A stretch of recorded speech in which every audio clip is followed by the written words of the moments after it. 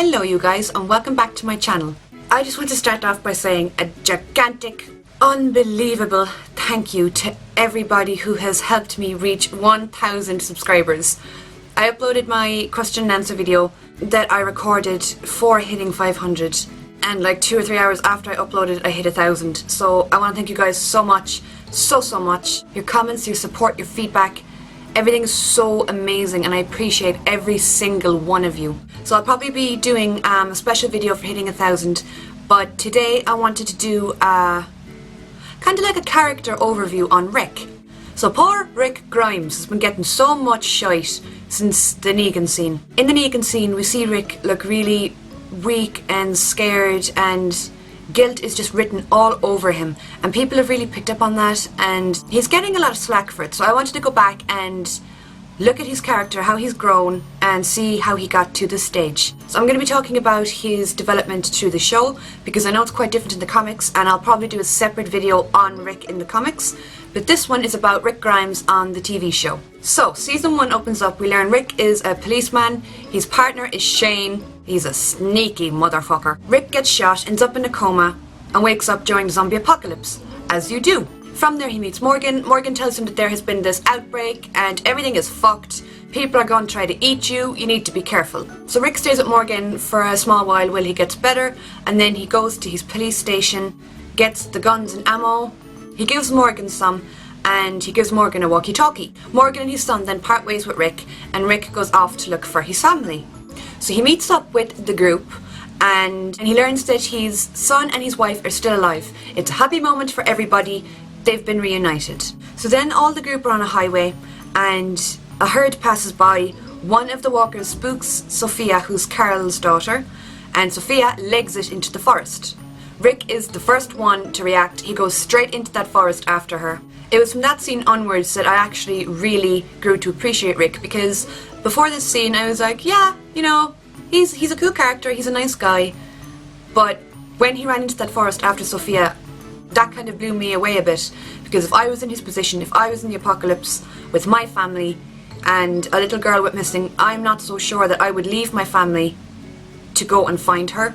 So he went off, he found Sophia, and then he left her in a certain position and he had to lead the walkers away from her, which again was such a brave thing to do, because at this point this whole world was still very new to him. He still didn't really have a proper idea of what he was doing, but he led the walkers away from Sophia. Then of course Sophia goes missing, and everybody kind of blames Rick. They're like, you shouldn't have left her alone, even though Rick was the only one who ran out looking for her straight away.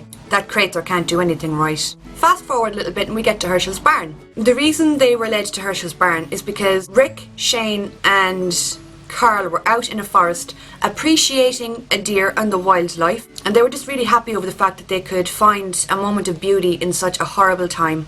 And then poor Carl gets shot and everything's ruined. So Rick then runs to Herschel's barn with Carl. Herschel nurses him back to health and Carl starts to recover.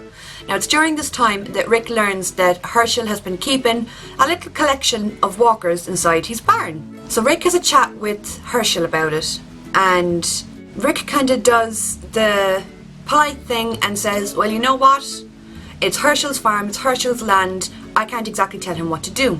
Shane then finds out about it and goes ballistic and thinks that they should all be killed and it's not right. So one day Rick is out in the forest with Herschel grabbing walkers on like a leash thing, and he brings the walkers back to the barn with Herschel to add them into the collection. So it was after Rick led the walkers into the barn that Shane decided he'd had enough of this and he opened the barn. Everybody then opens fire on the walkers, and then sadly out stumbles Sophia. This scene I think was really hard to watch, as the hope that Sophia was alive was kind of keeping everyone going.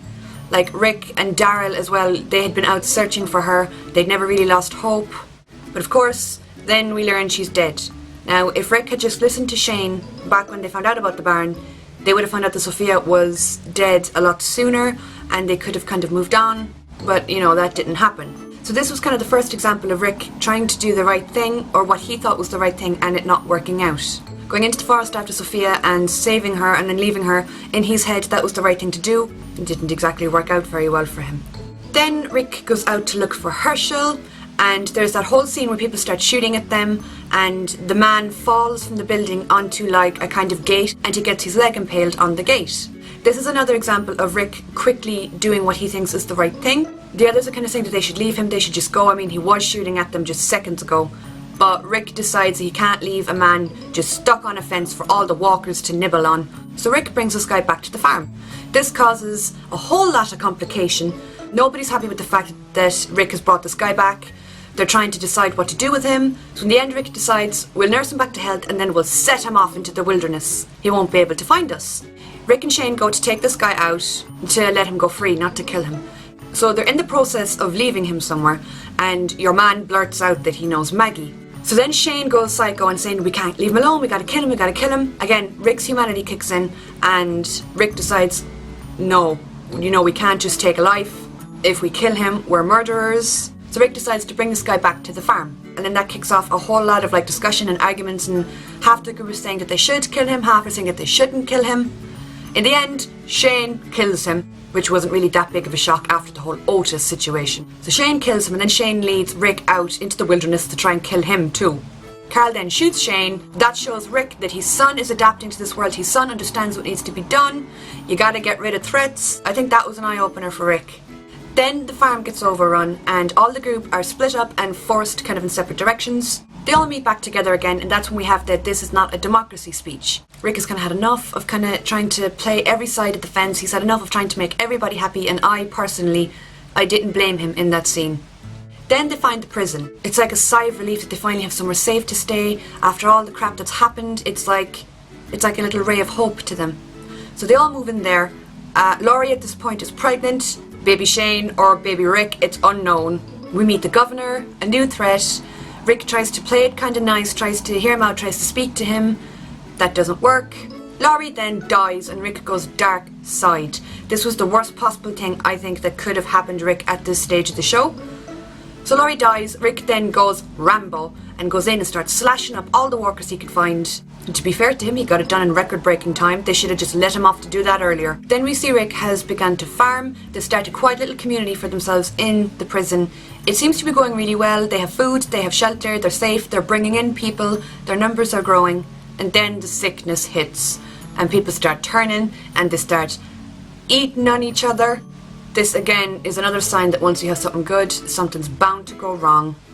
Then the governor rolls up to the gates with his tank and his squad. Rick again tries to speak things through with the governor. He goes down to the gate, he's like, we can all live here, we can work it out somehow. Stick to your block, I'll stick to mine, everybody wins. The governor's not having any of it, and then proceeds to cut off Herschel's head in front of everybody. This was another key point, I think, for Rick.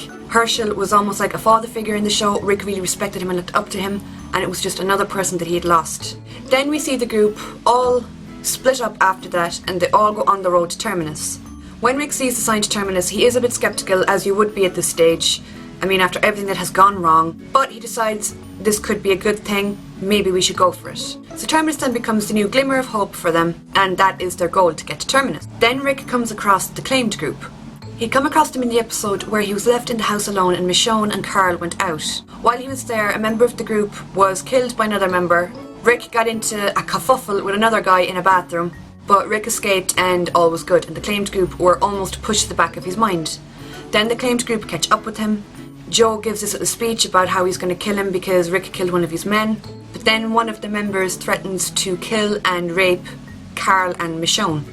This was one of the most disturbing scenes in the entire series for me, and for Rick also, I think. Rick doesn't have any weapon, he doesn't have any kind of way of defending himself, and he just goes raw animalistic style, and he bites out Joe's throat. I think the run-in with the claimed group and with the governor as well shows that if you don't deal with a situation head-on in this particular world, it will come back to bite you in the butt. The morning after that dreadful scene, Rick and Daryl have a conversation, and Rick says to Daryl, you're my brother. This shows that Rick values the group and he values family, and he will go to the ends of the earth to protect them. Then we have the scene where they finally get to Terminus and they discover Terminus is in fact run by a bunch of cannibals. The group then are bundled up, but instead of going to pieces and freaking out like I would have done, I'd have been like, holy shit, these guys are going to eat me. Rick and Co put a plan in action, they fight their way out. Carl comes along and saves the day and blows up the place, and they all escape.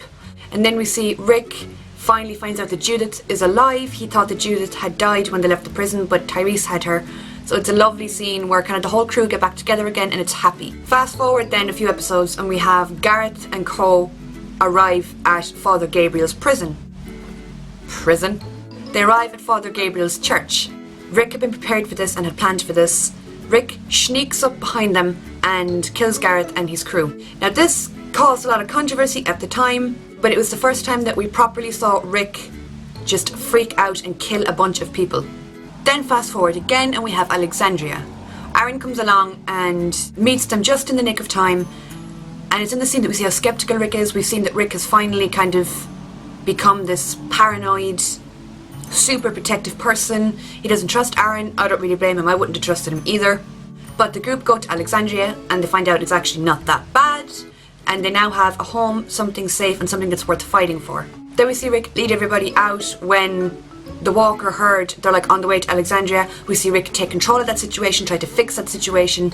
That doesn't exactly work out as planned either. Walkers get into Alexandria and it seems like everything's going to go to shit again, but the group take it back just in time. It constantly felt like every time they'd win something, their backs would be against a wall and they'd have to fight again to protect it. One of my favourite scenes was the scenes where Rick first met Jesus. Now season 1 or season 2 Rick would have been more kind, more polite, more kind of open arms kind of guy. When he meets Jesus he is just instantly like no. Rick and Daryl don't trust him, and rightly so. I mean, he tricks them and then he steals their van. But when Jesus gets knocked out and Rick and Daryl bring him back to Alexandria, I think that shows that Rick still has a lot of his humanity, that he's not all bad, that he's not like a ruthless killer or a heartless person. He still cares. He still recognises that, hey, this is a person who doesn't deserve to be left out to die. And it's a good thing he did bring him back, because Jesus then leads them to Hilltop. And it's at Hilltop that Rick realises we could trade with these people, they could help us, we could meet new communities and trade with each other. But then comes the story of the Saviours. Now when Rick agrees to kill the Saviours, I think this shows that the final straws can have been drawn when it comes to Rick. Rick in the past, as I have just said, has tried so hard to play both sides of the fence. He's tried to be Mr. Nice Guy, he's tried to be Mr. Diplomat, he's tried to fix things before they start. But I think when he hears about the Saviours, and he hears that they're bullies and that they'll take what you have or they'll kill you, I think it kind of brings back flashbacks of the governor or of Terminus, and Rick just thinks, I'm going to do this differently. I'm just going to go in and eliminate the threat before it even happens. I'm going to kill them. Then we have the scene where they sneak into the Saviour's compound and they kill them all in their sleep. Now, as I was even a bit freaked out during the scene, I couldn't believe what the group were doing. I mean, Rick went from being we don't kill the living to let's kill the sleeping instead. But I do understand completely where he was coming from. Again, he was only doing what he thought was right. He thought this was the best thing to do. He thought that this would eliminate any threat of his group being harmed or killed or anything. Then he hears about Negan, and strangely enough, he's quite confident about the whole thing. After killing all the Saviours, it gave him almost like a false sense of confidence. So I think a little part of him thought that he had this, that it was okay. And then of course Maggie falls sick, and they have to get her to Hilltop, to the doctor. When they keep meeting all the Saviours on the roads, I got so frustrated and I was like, oh, just kill them or just go a different way. But Rick did the smart thing. He just kept avoiding them because he knew they had numbers. He knew that these people were deadly. And at the end of the day, all he was trying to do was to save a member of his group. That little scene that he had with Maggie in the RV where he was telling her, you know, that we'll get through this, we always do, as a group, together, like as a unit. That just showed you how Rick was still centred, he was still grounded. It was still clear in his head what was important. Family.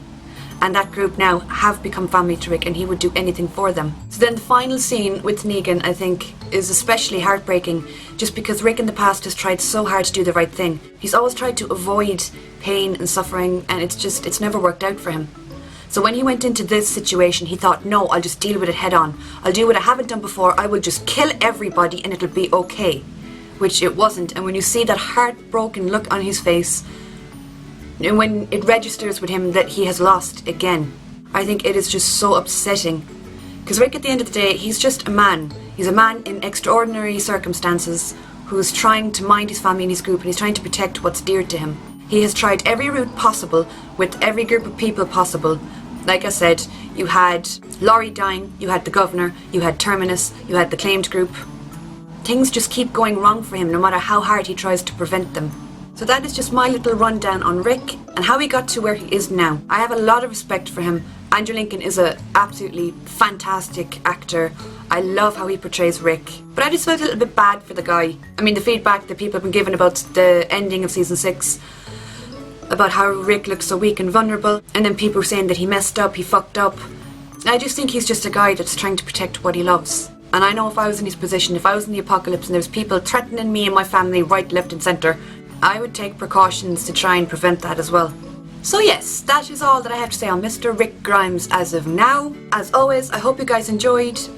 This video actually went on a bit longer than I expected, and I'm sure that I've forgotten points that I was supposed to say, but yeah. Thank you guys so much for helping me hit 1,000. I'll be doing a special video for that soon, and I will talk to you all soon.